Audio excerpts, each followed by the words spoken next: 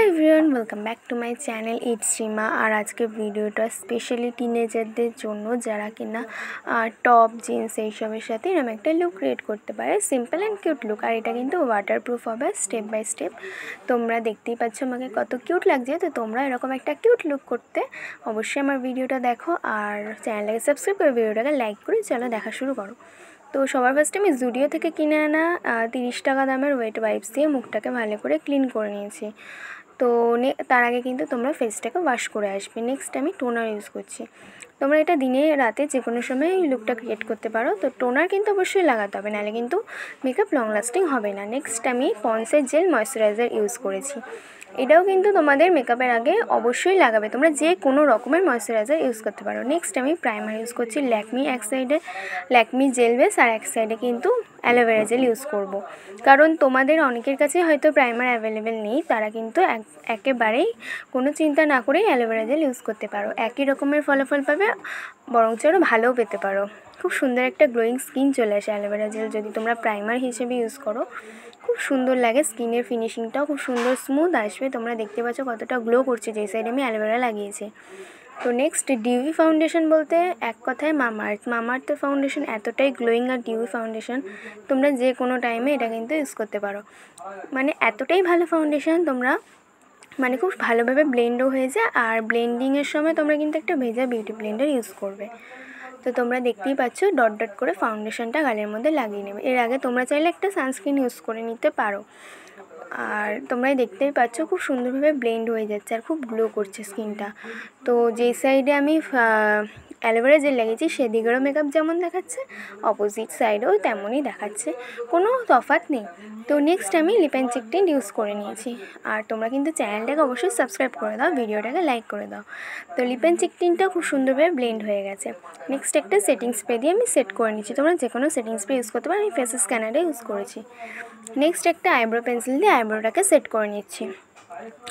সামনে কিন্তু দুর্গা পুজোর নানা রকম লুক কিন্তু চলে আসছে আমার এই চ্যানেলে। অবশ্যই চ্যানেলটাকে সাবস্ক্রাইব করে দিও, ভিডিওটাকে লাইক করে দিও। আর নতুন নতুন ভিডিও পাওয়ার জন্য ফলো করো আমার চ্যানেলটা।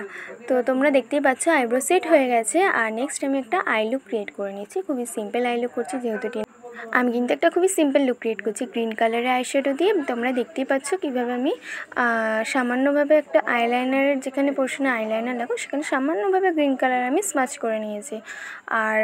আর এটা হচ্ছে তোমার সুগার পাপের আইলাইনার, আমার খুবই পছন্দের আইলাইনার।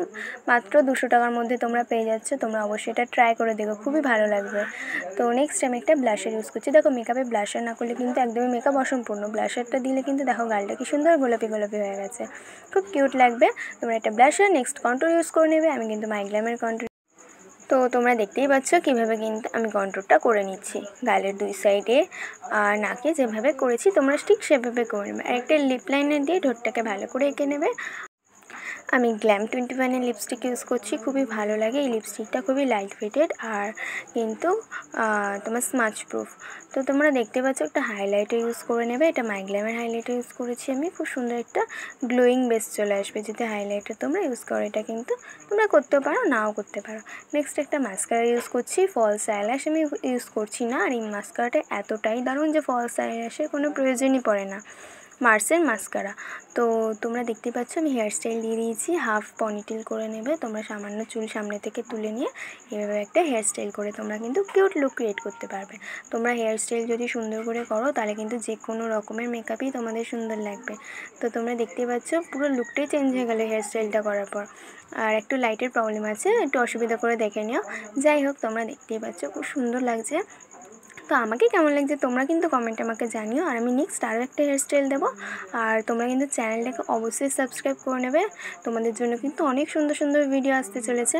আমার চ্যানেলটা অবশ্যই ফলো করো।